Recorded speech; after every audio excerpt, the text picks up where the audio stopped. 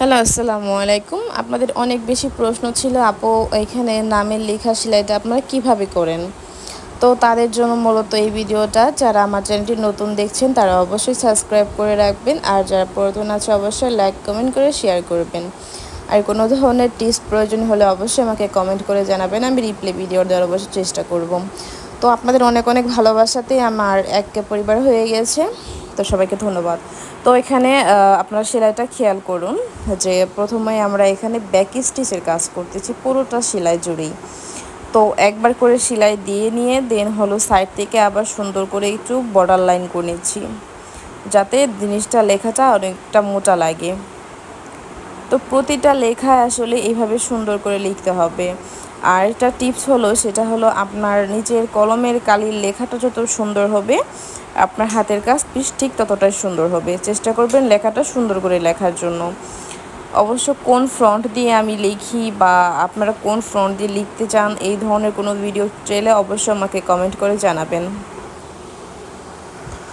তো হুপার জনিত আপনাদের যত রকম প্রশ্ন আছে অবশ্যই আমাকে কমেন্ট করে জানাতে পারেন, আমি রিপ্লাই ভিডিও দেওয়ার চেষ্টা করব। আর অবশ্যই লাইক কমেন্ট করবেন। তো এখানে ইউর ক্ষেত্রে দেখেন আমি সাইডে প্রথমে ডাবল বর্ডার করে দুইটা কাজ করে দিলাম, দেন নিচের সাইডটা একটু চিকন করে দিলাম, এতে লেখার ফন্টটা দেখতে অনেকটা বেশি সুন্দর লাগে। আপনারা ভিডিওটা সুন্দর করে খেয়াল করবেন যে ঠিক আমি লেখাটা কিভাবে লিখতেছি। আসলে ভিডিও খেয়াল করে এলে আপনি বুঝতে পারবেন যে সেলাইটা কিভাবে হচ্ছে। আর এটাও যদি আপনি না বুঝেন সেই ক্ষেত্রে আপনি একটা সুই আর একটা কাপড় সুতা নিয়ে বসে পড়েন, এই ভিডিও দেখে দেখে দেন আপনি ট্রাই করেন, ইনশাল্লাহ হয়ে যাবে।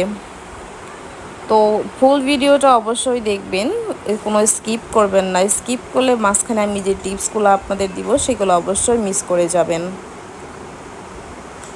তো এখানে দেখেন আমি আবার এইচটা সেলাই করতেছি। তো যেখানে আসলে লম্বা লম্বা দাগ হবে সেখানে আমি চেষ্টা করি এক টানেই শেষ করার জন্য সেলাই। তো এখানে দেখলেই বুঝতে পারবেন। তো তো এখানে আমার সুতাটা শেষ হয়ে গিয়েছিল, আমি অফলাইনে সুতাটা ভরে নিয়েছি। আর আপনাদের আরও প্রশ্ন থাকে যে আপু এই লেখাটা কোন সুতা দিয়ে লেখেন। তো এটা আমি নর্মাল যে গুটি সুতা আমরা জামা কাপড় সেলাই করি সেটা দিয়ে সেলাই করে থাকি। এটা আমি 2 নাল করে ঢুকিয়ে 4 নাল করে নেই।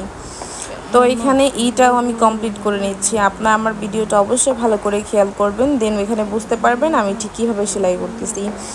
আর অবশ্যই আমার নতুন ভিডিও পেতে আমাকে ইন্সপায়ার করবেন। অবশ্যই আমি লং ভিডিও দিব আপনাদের জন্য। তো আসলে ভিডিওটা একটু কম দেওয়া হচ্ছে ইদানিং, তো হতাশ হবেন না, ইনশাল্লাহ আপনাদের ভালো ভালো টিপস দেওয়ার চেষ্টা করব। চাইলে যে কেউ বিজনেসও করতে পারেন হুক আর্ট নিয়ে। তো সুই সুতা দিয়েও আসলে ইনকাম করা যায়। যারা ভাবে যে না আসলে সুই সুতা দিয়ে আবার কিসের ইনকাম, কিন্তু না আপু, সুই সুতা দিয়েও ইনকাম করা যায়। সেটার টিপস অবশ্যই শেয়ার করব, পাশে থাকবেন। তো আপনাদের সাথে কথা বলতে বলতে এখানে সেলাইটাও প্রায় শেষ। অবশ্যই দেখে দেখে আপনারা ট্রাই করবেন। যদি কোথাও কোনো প্রবলেম হয় আমাকে কমেন্ট করে জানাবেন, আমি রিপ্লাই দেওয়ার চেষ্টা করব। তো যে আপুদের প্রশ্ন ছিল যে আপু নামটা কিভাবে সেলাই করেন, অবশ্যই আশা করি তাদের ক্লিয়ার হয়ে যাবে নামটা এখানে কিভাবে কাজ করি। তো যদি আপনারা বলেন যে আরও জুম করে কাজ করব তাহলে অবশ্যই দেখাবো। তো এই হলো আমার ভিডিওটা আপনার জন্য।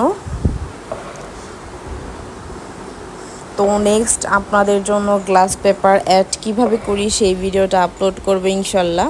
এটা অনেক অনেক আপুদের প্রশ্ন ছিল যে আপু গ্লাস পেপার আপনারা কিভাবে অ্যাড করেন। তো এখানে মোটামুটি আমার লেখাটা প্রায় শেষ। আমি কিন্তু এখানে আপনাদের জন্য ভিডিও না টেনে দিয়েছি, একদম স্লোলি, যাতে আপনারা দেখে দেখে বুঝতে পারেন আমি এখানে লেখাটা ঠিক কিভাবে লিখতেছি।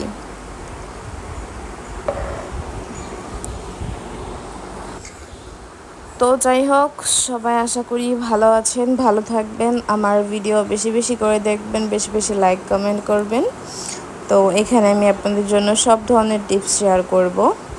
তো লেখাটা আমার মোটামুটি এখানে একদমই শেষ। তো